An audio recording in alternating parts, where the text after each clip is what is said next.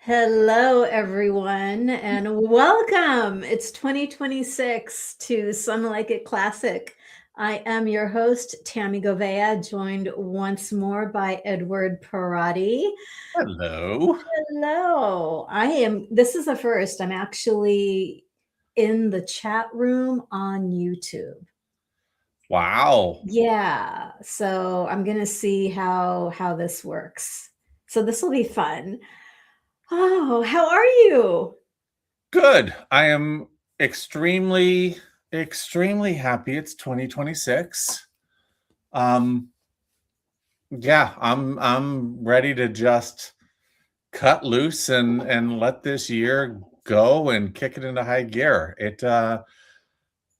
2025 was good, but I'm happy to let it go.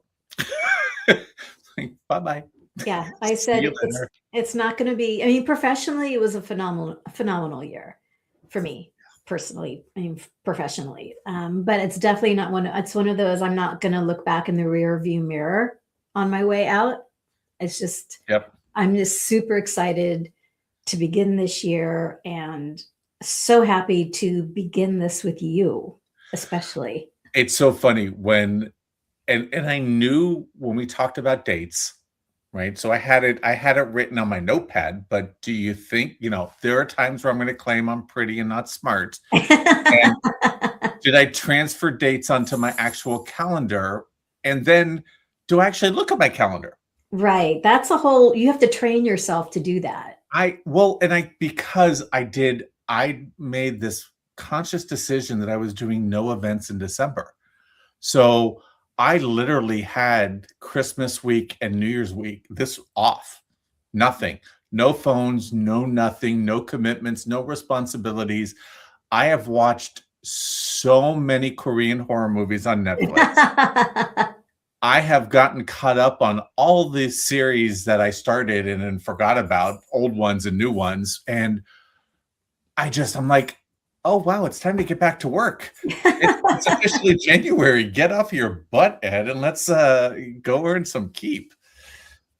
This is a nice way to ease into work Yes. by Yes, doing our especially with podcast. this one, because this is not an easy slide right in. This is a bit of a let's just slap you and wake you up. Yeah, it is so funny because you had suggested the Poseidon adventure from 1972, and I had said that I had never seen it. And every time you were aghast, and then when I was telling people about the show, they had the same reaction. They were just, what? And to your point, you had said it earlier, this is 1972 and was really the catalyst for the Towering Inferno, Earthquake.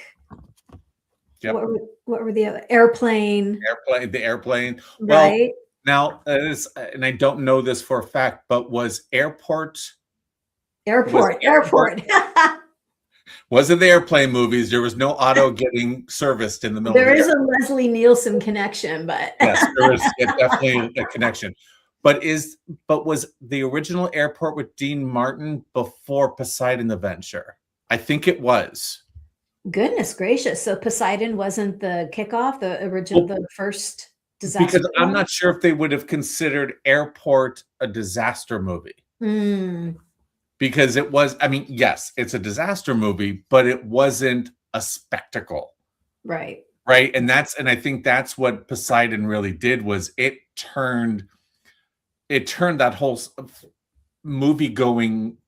I mean, it was spectacle is the only way I can put it. I mean, it was 72. So I was 8 years old. Oh my God, I just aged myself. I just outed myself on camera.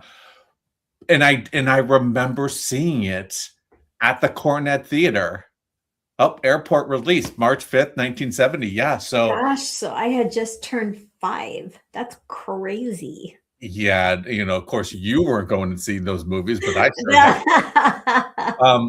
But the Coronet Theater on Geary Avenue in San Francisco, because they had the biggest screen at that time with the best sound system. So that was Poseidon Adventure. Later it became Jaws, then it became Star Wars. But yeah, but this movie holds a special place in my heart because of the cast. Oh my gosh, let's talk about the cast. First of all, directed by Ronald Neame, produced by Irwin Allen, based on a novel, Paul Gallico's 1969 novel. And I just love when these films are based on novels. Have you read the book, Ed? I had not read the book, but I had known that it was the story was based off of the Queen Mary and an incident that happened with the Queen Mary. Interesting. So there was there's always some truth in some fairy tale somewhere. Yeah. Right. So there was a little truth to it. I mean, obviously the Queen Mary did not flip over. But the idea of the rogue wave actually did happen. So we have Gene Hackman, Ernest Borgnine, Red Buttons, Carol Lindley, Roddy McDowall, Stella Stevens. I saw this one picture, it was her in the dinner dress, not the blue dress. That's infamous, but it was the dinner dress. Mm-hmm. And the caption was, "Dress in a disaster." Because her wardrobe kind of, was a character in and of itself. Don't even open the door yet for the line, because next to Ripley from Aliens, "Get away from her, you bitch." Stella Stevens has one of the most iconic film lines that nobody talks about. But anyway, keep going. Shelley Winters, who was nominated for an Oscar and a Golden Globe and won for Best Supporting for Golden Globe.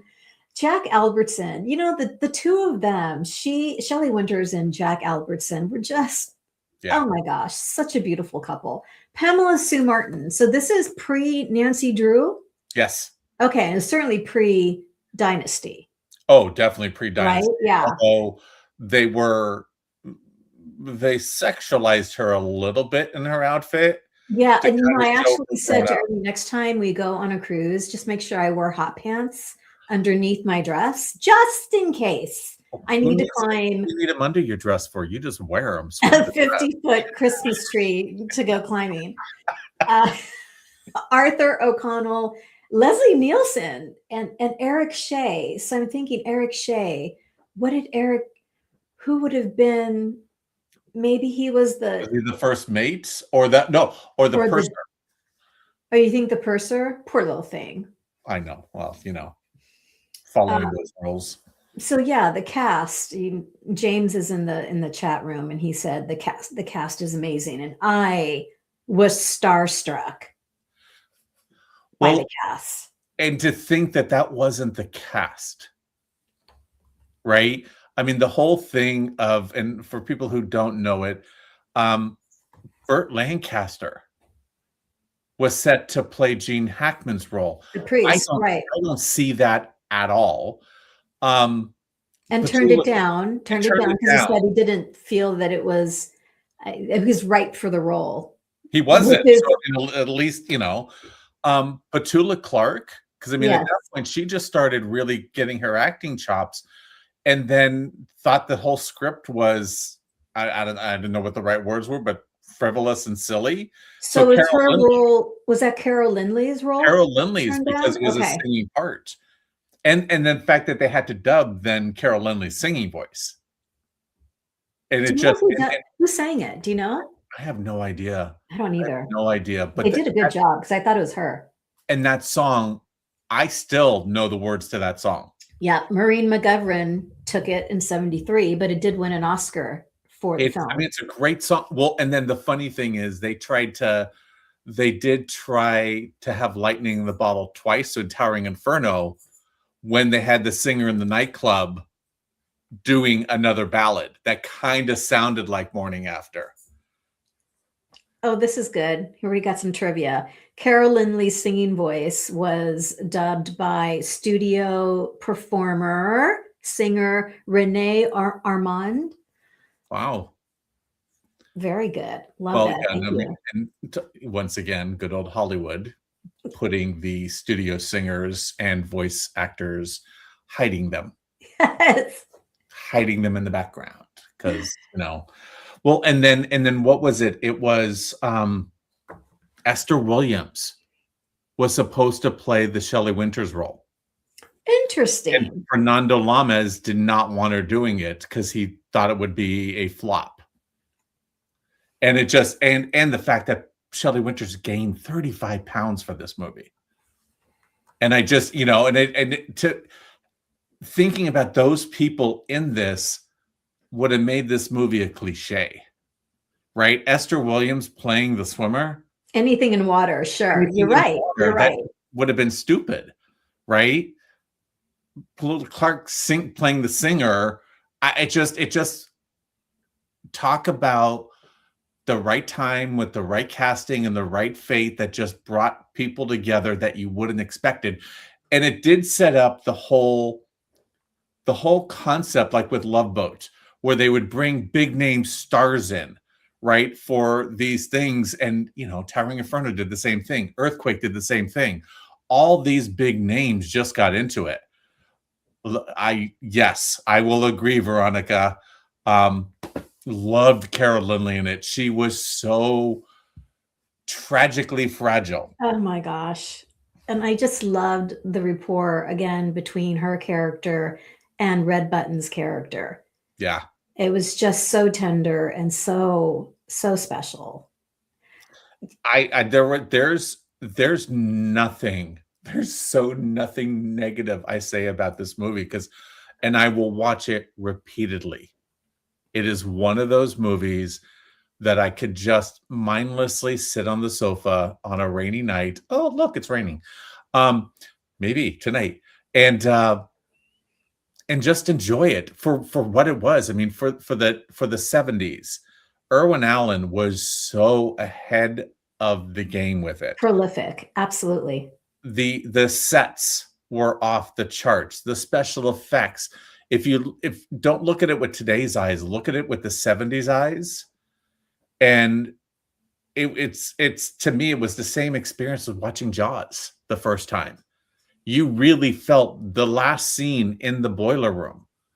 You really do feel when you're a 7-year-old kid and you have those massive screens, not the Cineplex screens, people. This was a one screen theater. It was huge. You were in that boiler room. And it just was so, your heart raced. Yeah. It completely, and then it's, and you just look at poor Roddy McDowell and you're like, oh, you're so little, you're doomed. He's the injured one. He's not going to last very long anyway, for people who aren't familiar with Poseidon Adventure, I'd heard of it. And as I said, hadn't seen it. It's just one of those, it's a beautiful, she's an old grande dame. And this is her last voyage before the ship is retired. And it's going from New York to Athens. And this takes place on New Year's Eve. And then at the stroke of midnight. And it's interesting. The film opens up with the very choppy waters. That's where I thought this was all going to happen, that this was all weather related. Mm-hmm. And then it calms down. Yeah. And then you've got the relationship between Leslie Nielsen, who's the captain of the ship, and I thought he was perfect, with the corporate representative who now owns the ship and wants him to speed it up. And there's the argument of, we can't, she's too old. She's breaking up, Captain. She'll break up. It's the Titanic. Yeah. Yeah. It's the captain and the White Star Line owner or representative pushing the ship, trying to cut corners. Yep. And cutting corners. Yes. And so the weather actually clears up and they get a notice saying that there has been an earthquake in the ocean off the island of Crete. Yes. And they are smack dab in the center of it. And then I'm trying to think, well, I guess if they hadn't been going so fast, they might have been able to avoid this whole thing. No. Or was it inevitable? It was, well, first off, the most preposterous thing for me was that size of a rogue wave in the Mediterranean. That, if they were in the Atlantic, crossing the Atlantic, possible. The Mediterranean for me is like, oh, okay, that's a little bit much. But it had nothing to do with the speed because it wasn't seen quick enough for them to turn into it. Mm. Had they been able to turn into it, there would have been a ton of damage, but the wave would have gone over them. I see. So that's why he was turning the ship to Yes. turn into it? Because And I didn't understand what he he was trying couldn't to turn do. it fast enough, which then made it on its side when the wave hit. Right. There, you know, that Happy New Year. And so what happens, everyone, is the ship gets caught in this tsunami, this wave, this gigantic wave, and actually turns the ship upside down. And when you said, Ed, try not to look at it through the 70s eyes. I want people to look through it through the 70s Oh, yeah. lens No. because there is no CGI. No CGI. Right? Sorry if I said it wrong. I meant to not look at it with our current eyes, but look at it with the 70s film eyes. Yes. Because we hadn't seen that before. I didn't at that point know all the tricks of the trade, but who knew miniatures? Who knew, right? Any of that stuff. And they edited it so well with the ballroom versus the outside that it just and how they did the cameras and the tilting of the set Yes. to get them. I mean, the engineering alone to film that one scene was off the charts. Yes. And the gentleman who's dancing with Pamela Sue Martin, I always want to say Pamela Sue Anderson. Me too. I think Little House on the Prairie. I got to say Fallon. The gentleman who was dancing with her, who ends up on the table up above, and so he's not a stunt. The actor did that scene. He's not a stuntman, but after this movie became a stuntman. Interesting. Well, that's a cool little tidbit. But he did that free fall. That was not a fake angled thing. He literally did that fall. So is that the infamous free fall into the glass? Into the glass. Okay. Yeah. Ernie was watching it with me and he said, oh my gosh, this is it. This is the everyone knows this scene. Everyone's seen this moment of the film. And there's a Goveia. There's some couple of really amazing photos of of soundstage where literally everything was upside down. They had the tables glued to the ceiling. And then when cameras rolled, it was, you think it's the people in the ballroom, but to your point, it was stuntmen who let go and were falling from the floor to the ceiling down to because everything is upside down. Oh my gosh. Well, even once again, the 70s, the amount of female stunt workers that they had to have. Because even when they were tilting the sets and the women in their gowns sliding and falling over because I mean, if you think about from a timing perspective, there weren't a lot of female stunt workers. No, you're right. So, it's like how many of those were extras who said I could do it for an extra for a $10 bump, right? I don't know, but and I travel, of course, with my age now, I travel like red buttons with all those pills. That's kind of me now on a cruise ship. But yeah, it is one of those visually well done, immersive. We always talk about now that immersive is the new thing when it comes to events and just experiences. Watching Poseidon Adventure on a massive screen is an immersive experience. Mm. And they didn't let a piece of the screen go to waste. And another thing they did so well is there were a lot of characters in this film, and you really cared about each and every one of them. Yep. And that's hard to do. They gave them enough screen time and enough lines or memorable lines to get an audience to connect with them. I mean, I maybe the person we didn't recognize their name was the kid, her brother. Maybe that's Eric Shea. Yeah, okay, there we go. That could That be would him. make sense, no? Yeah. I hated his character, and I still do, until the bathroom scene. When he goes to the bathroom and they find him in the bathroom and he can't figure out how to go because the urinals are on the roof and he's just staring at him.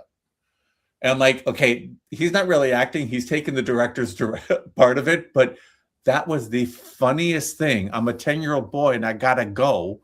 There's water everywhere. The place is a disaster, but yet I want to go to a urinal, but I'm still not going to go because how do I get it in there? Why did you hate his character so much? I probably because he was so much like a neighbor at that time. You know, the jumping on the bed, the whole know-it-all, the whole when he's jumping on the bed with his sister, I just wanted to take a pillow and smack him so he fell off the bed. Yeah, but that was a beautiful moment of how brothers and sisters, that's what she wanted to do. You know, grab him by the ear, get in there. And but I loved how, if not for him and Roddy McDowell and their knowledge, Yeah. and Ernest Borgnine, he was just so condescending to the child. And the child knew what he was talking about because that was just his brain. It was a collective. In order to survive, everyone needed to participate in some form or fashion. Well, go ahead. No, it's because and I had to look them up to make sure I got it right because I've always said this and I'm like, I could be wrong. But when you look at the themes, right? One of the big themes is community and diversity because they do all have to work together. They all brought something to the table in order for them to get to the next door, to the next door, to the next door. They may die at that door, but they get the group to the next door. And, you know, I was going to say, except for Carol Lindley, because she was just in panic mode the entire time, but it allowed Red Button's character to rise to the occasion. Correct. So she did have a purpose. She absolutely, and it just dawned on me. Her frailty is actually what saves him. Mm-hmm, absolutely. So, you know, it's like, yeah, people always joke that, you know, she's the weak, you know, the one who probably should have went away before Roddy McDowell. It's like, no, because if she went away, he would not have survived. No. He needed to become the man. Let's put 70s masculinity on it in order to take charge and make her go. I mean, she saved him. He didn't save her. And but then you start mixing the humanity with the religion and the God's will. And it is so, you know, and then the ultimate of leadership and sacrifice. And what does that look like? What does it look like? Yeah. Right? I mean, it's the whole, and I don't want to give up spoilers for people who haven't seen it, but I'm going to say if you haven't seen it, shame on you. But it is whenever somebody would pass, they have in turn kind of sacrificed themselves, with the exception of Stella. She was the heartstrings. She is the one to this day that I don't understand the why, other than to make Ernest kind of move forward and step up and but he was already that guy. She was already his heart. So it just kind of seemed that, okay, could she have been injured and carried through, right? And that would have been his driving force. They didn't need to do that part. Right. But other than that, everyone else made sense. Everybody's character made sense. I mean, the minute Shelley Winters talks about her past, It's like, okay, right? The woman's swimming. And that in itself is going to be interesting to see. You know, I mean, she has another great line, you know, that something, what is it, that she may be a heavy woman, but in the water, she's a very slender, She's a very skinny girl. Yeah. Yeah. Yeah. That's so true. And that surprised me. Seeing Gene Hackman play a priest surprised me, but it made sense because he was a rebel. yeah, You know, he challenged what that looked like and what that meant to him. And that scene toward the end where he's screaming at God, yes, you take away, ba, ba, ba, ba, ba, take me. yep. I was not expecting. I thought he would be one of the survivors. Sorry, spoiler alert, people. But I wasn't expecting it because it's almost like Janet Leigh in Psycho dying in the first 15 minutes of the film. I was expecting Gene. He's been championing and protecting his flock this entire time. Well, love and action over dogma, Hmm. right? I mean, he literally practiced what he preached. Yeah. And you know, if you listen to his sermon on the deck, really listen to the words that he's saying, you kind of know what's going to happen to him. Because it is about choosing others, and it's about believing in yourself, and it's about you, and you do this, and you have the power, and you. So he's kind of setting it up, Be accountable. Yeah. right? And it just, but it for them to move forward, he has to let go. He can't be the leader. He's not the leader. It's not that I want to get into religion, but it is kind of the Jesus sacrifice for others. I'm dying for your sins. Yeah. I'm dying so you can get out.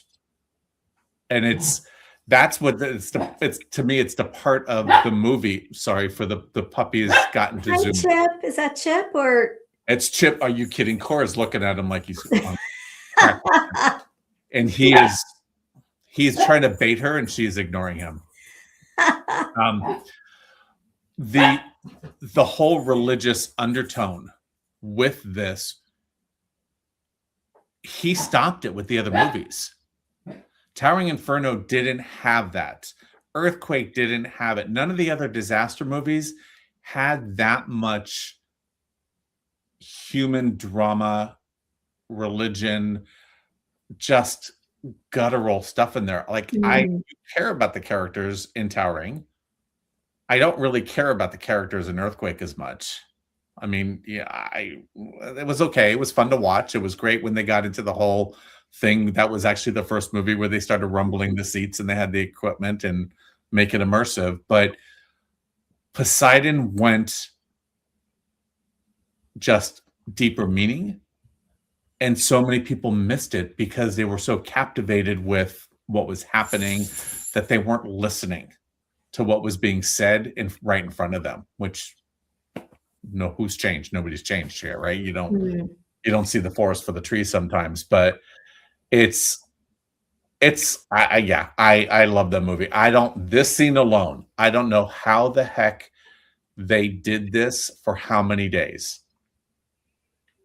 I mean, it's fascinating because what is it? The budget for this was 4.7 million and box office was 125 million. Yeah, and by today's standards, that would blow Wicked out of the water if you put in today's money. But there were so many, going back to that scene, there were so many, if I was going to fall or not make it, it would be because of those slippery ladders. I don't know how many they had to climb, but and Stella still had her heels on. Pamela had her heels on. I mean, I guess you can't go barefoot because it's more slippery, right? But I've done those ladders before and it's very dry. Yep. It's very challenging because first of all, you do want to look down. It's some crazy human response to look down, which is like the absolute worst thing you can do. Wow. Okay. So yeah, it would have blown Wicked out of the water. Woo! Look at that. That's Well, that's something else. and also, knowing that they weren't doing that with a green screen below them. They were blowing things up and shooting water at them at the same time. So human nature is to look. Yeah.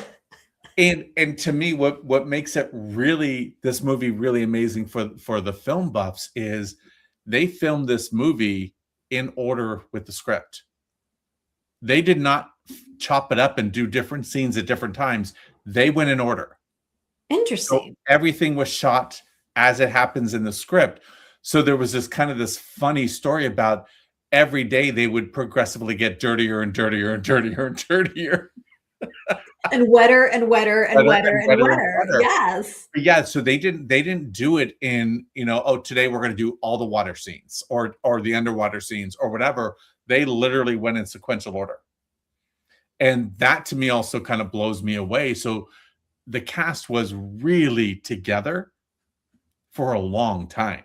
If Yeah. you think about it from beginning to, and as each one went away, that had to have been really rough for the cast because there is a sense of loss.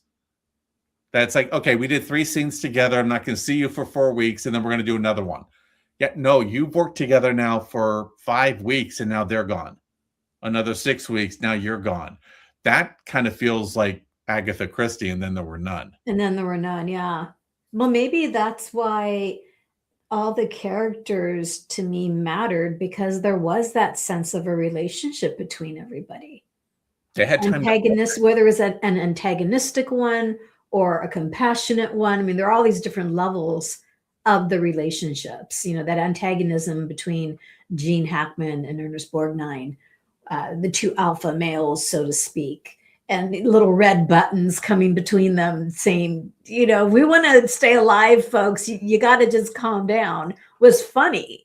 Yes. Well, especially just with his sheer size. Yes. Right? I mean, he was such a little guy that it cracked me up. But we do have to talk Stella. First off, the blue robe when she's seasick. I do not understand why in all my years I have never seen a drag queen wear that. I have never seen a drag queen do Stella Stevens from the Poseidon Adventure. I mean, she was such a bombshell. Yeah.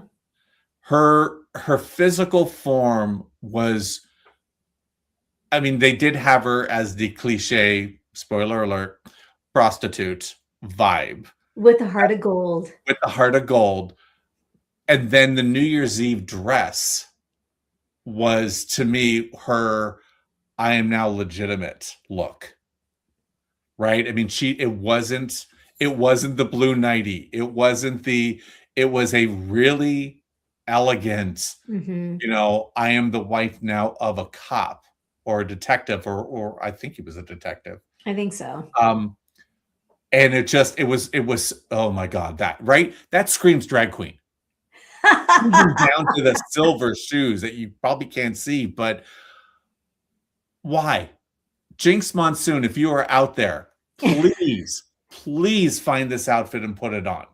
Inspiration. Right? I mean, somebody do it for me.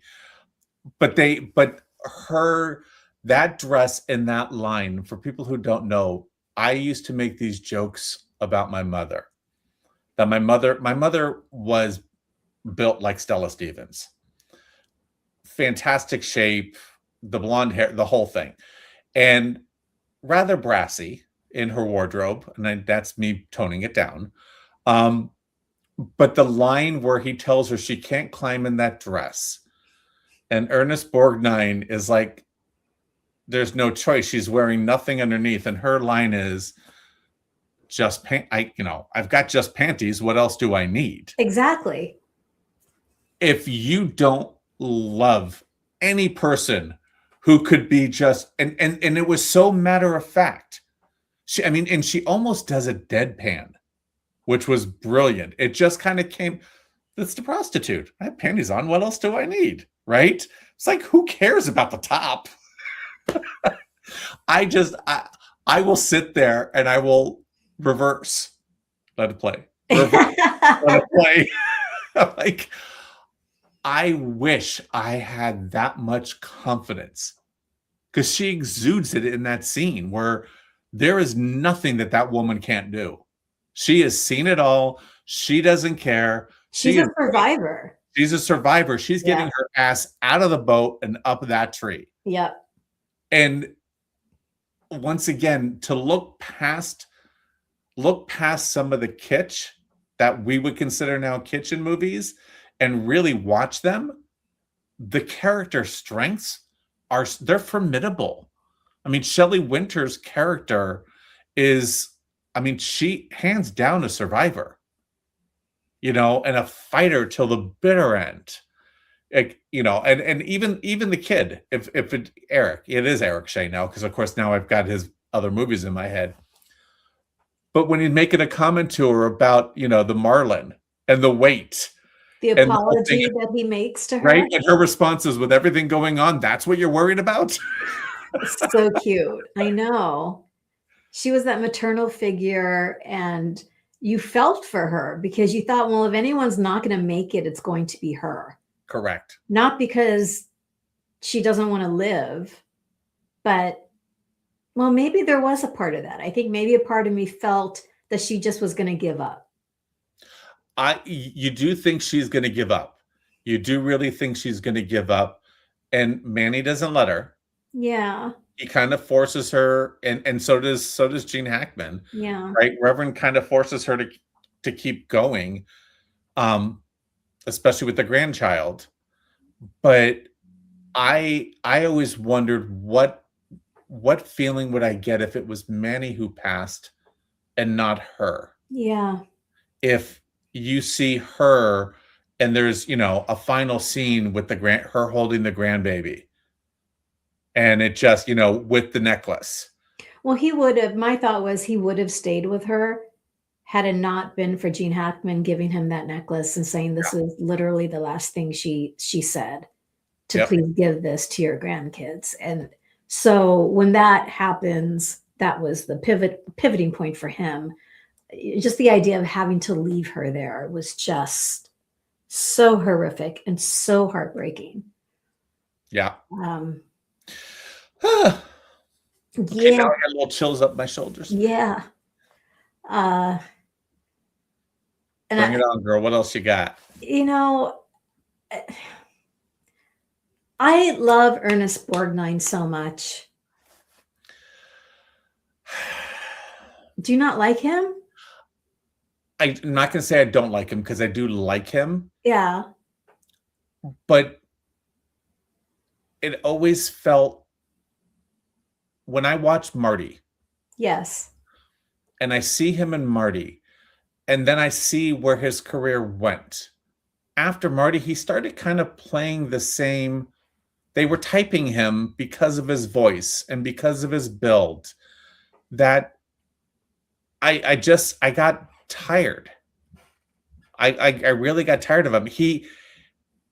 Marty proved that he had chops, right? That and I loved it, because as someone who deals with self-esteem issues and body issues and all that thing, to see a not typical leading man in Hollywood of that era play that part and be so globally celebrated for it, that I'm like, and yes, we all know when you're acting, you take, if you have to, what's given to you. You can't really pick and choose unless you're at that level. Right. But it got to the point to where, same with Anthony Perkins, at a certain point, I would just hear the voice and I would just kind of tune out. And it's interesting. I did like him in this because Stella balanced him. I thought there were some quite a few lovely moments where he showed that vulnerability with her. He honestly, when he's up on the top and just and it's funny that I want somebody, maybe the Academy Museum, if ever they thought about doing this, would do it, is do a fully restored version of this. Because Mm. I remember certain scenes, and I don't think I made them up in my mind when I was a kid, but I remember seeing her more on screen laid out. When he was screaming and crying and looking down, there were more cutaways of her body. Ah, really? And I remember that because I just remember the heart being pulled because they kept showing her and the fire around her and Mm. all of that stuff going on. Like with the Reverend, he disappears into the He abyss. just, yeah, He gets swallowed by the fires, that was just which is awful. really dramatic. Ugh. But they kept showing her, and that scene got me. That scene, no matter how many times I watch it, that scene gets me because he is such a physical pit bull. Hmm. Everything about, I mean, if he was a dog, he would be walking like this, right? He would be that pit bull. And the funny thing with pit bulls is you have to train them to be mean. People assume that they're mean because of their look, but they're actually extremely protective. And in this movie, I liked him in this Yeah. because she was tougher than he was. Stella Stevens was a lot tougher than he was.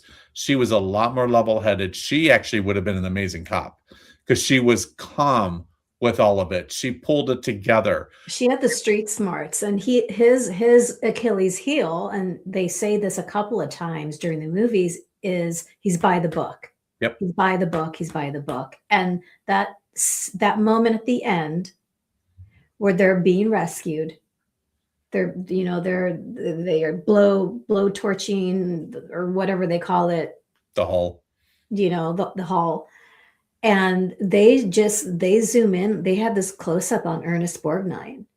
They show everyone looking up, realizing that they're about to be rescued. But when they go to him, he looks back. yeah, there's that moment of realization. And then he looks back, and when he turns back, there's eyes are full of tears. And it's that moment of, and he says that son of a bitch was right. That son of a Yep. bitch was right. And it's that moment where for his character, like, he's never going to be the same. None of them are ever going to be the same. But just going forward, that by the book is Yep. gone. It's gone. Well, think about the song, right? Morning After. Yeah. It's well, a little wicked. I've been changed for good. But it is, and that final scene, right? Those close-ups on all of them On as the all of sparks are them. coming down. And I've wondered as I got older, when he does his look back, it's again, my thought, probably not his motivation, but my thought is it's not just her that he's looking back at. He's looking back at everybody who sacrificed themselves to get him there. And there were two very specific moments where you saw crowds of people being led by someone who believed was going in the right direction to be saved, to be Yep. rescued. Well, you have the And purser at the beginning in the right, ballroom, and then you have everyone's the staying in doctor the and nurse, room. Yes. right? And people, once again, this isn't in the themes, but timely for today, people follow anybody who shows any kind of authority, Right. whether it's correct or wrong, and they don't think for themselves. The Reverend took a gamble on Roddy McDowell and the kid. A child, once again, religious, right? And a child shall lead them. Hmm. There's so many religious undertones to this movie that it kind of screams. It kind of really just screams, you have to have faith in something. Doesn't mean the Almighty, it doesn't mean any of that, but you have to have faith in something, yourself, other people, God, heaven, whatever, but you need faith. That moment, it was the second go around where they saw the crowds of people walking by. Like, where are you going?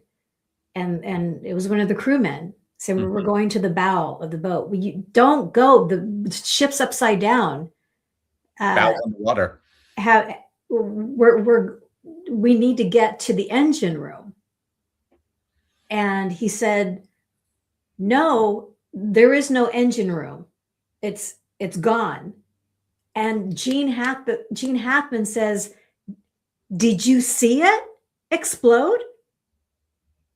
And the guy says, no, but I just know.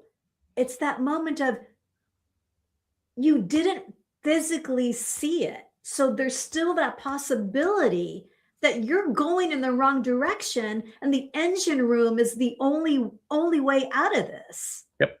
Faith. Oh my gosh. Total faith.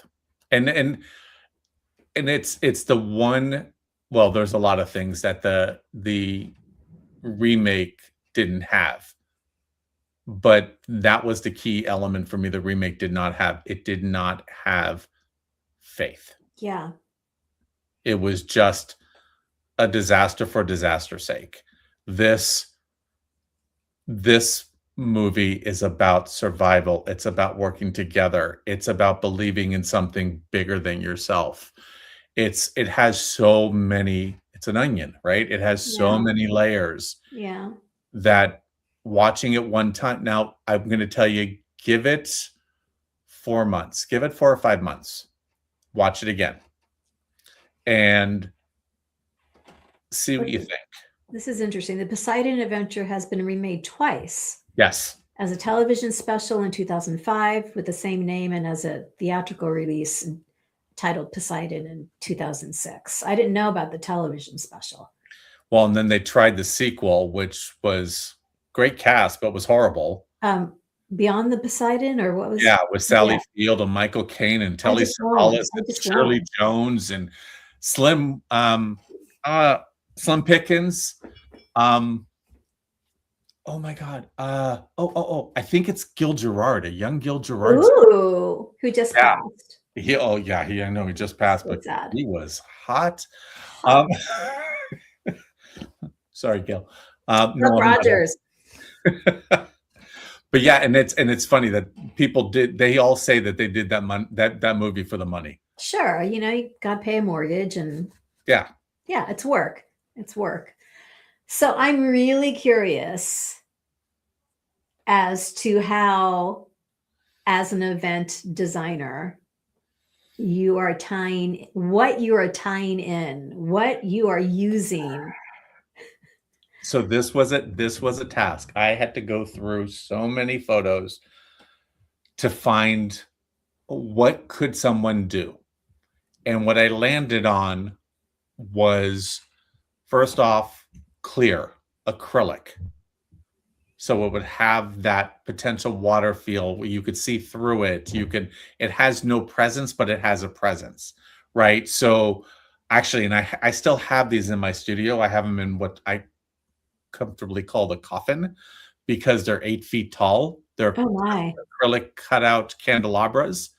But you can find shorter versions for your tables on Amazon that they're tongue and groove. But this whole idea of doing something like that and then draping pieces over it, that's actually what they look like standing. Mirrors on your table, as you can see in the background, that are going to reflect water, reflect things like that, but really kind of playing with that part of it. And then draping things over it, draping seaweed, putting, finding some rusty items, or just really kind of having a little fun with it. If you were to get the little 12-inch ones for the tables that Amazon sells, and I'm not promoting Amazon, people, sorry, but I just know that they're there, but really play with a shipping theme. You could just get regular rope and stick it in some tea so you get that dye gross kind of look to it, and stream that around it and kind of just play with it. The other thing was I started playing with black electrical tape and white vases to give the broken glass vibe. And it truly, so that's a basic white vase and that's all electric tape. So that's not painted. That's just electric tape put and then cut and then streamed. And there's different sizes of it, but just to give that illusion, it's got a deco feel to it, but it also, which goes with the ship, but then it also has that broken glass, broken chandelier, all of that kind of feeling to it. There you can kind of see the tape, the electrical tape part of it, but it plays really well off of the clear table or the mirrored table and the acrylic and things like that, right? So it just really don't go too literal, go more creative and thoughtful with it versus I'm going to just make it look like it's a mess and just put crap all over the place and, throw chairs on the floor. No. Really kind of give an experience of, if I was in the water and that was going on, what would be around me? All I would see is water, right? So why not do something that's like that? This screamed, when I was going through some old pictures, this just screamed at me. This is perfect. Because it has the ship vibe on the bottom, all the glass, the clear, the acrylic, and just that pop of red. Because there's another scene that I swear I saw that they've cut out, maybe for time, but when they get up to after they pull Shelley Winters up and the water starts rising and you see things coming from the kitchen and everything, there are body parts in that water. And that has stuck with me for decades, that every time it comes on, I wait to see that scene and I don't see it anymore. And I know I did not imagine that. I mean, I was 7 years old. I would not have been that imaginative to think that there was a head floating down there. That wasn't me as a kid.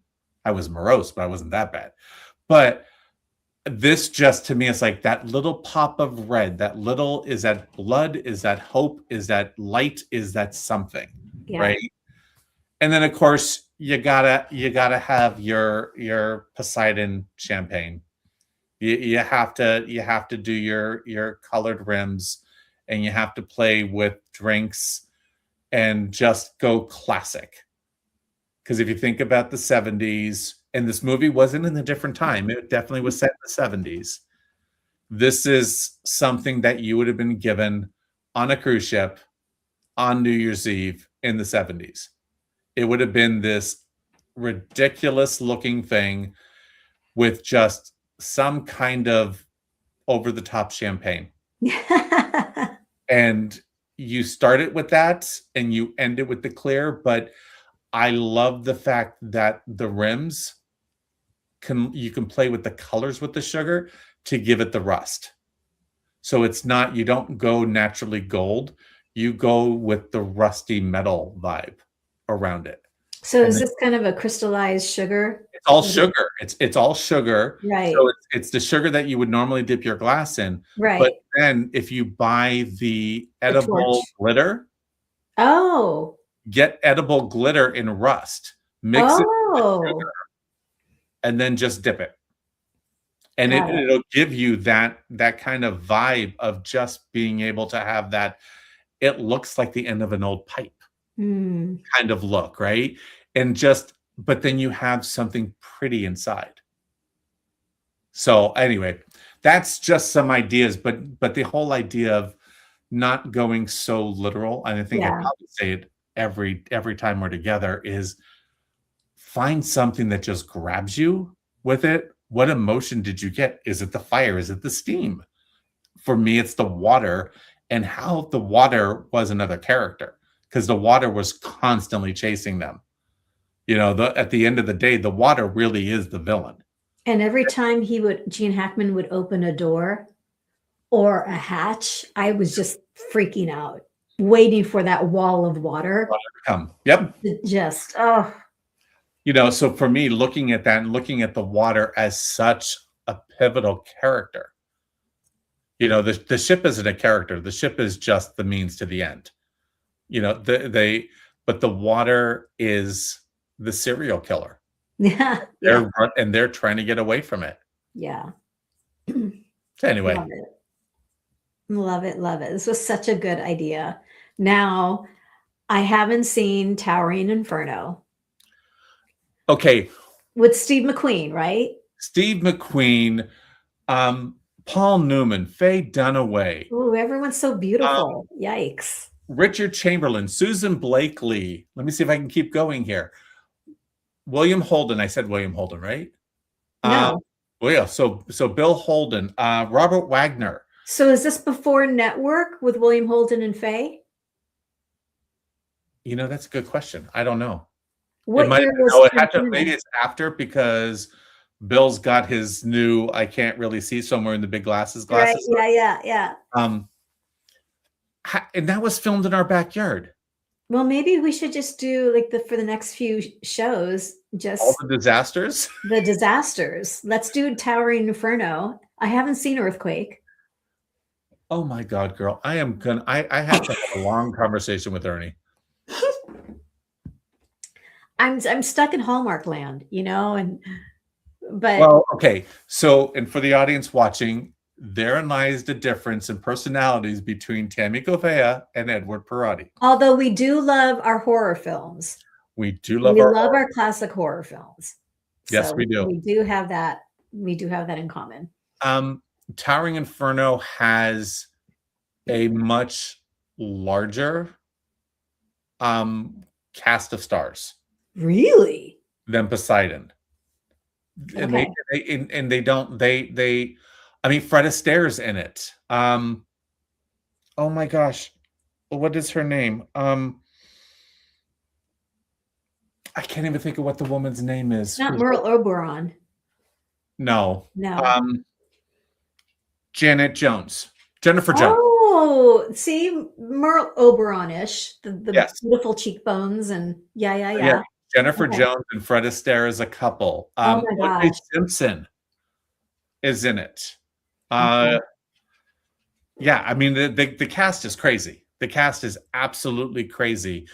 And so, yes, maybe we do need to do this again, just because I do remember the outside scene when they filmed that at the B of A building on California Street. Oh my gosh. And I remember being in the crowd with my babysitter that night. I can't believe you haven't seen it.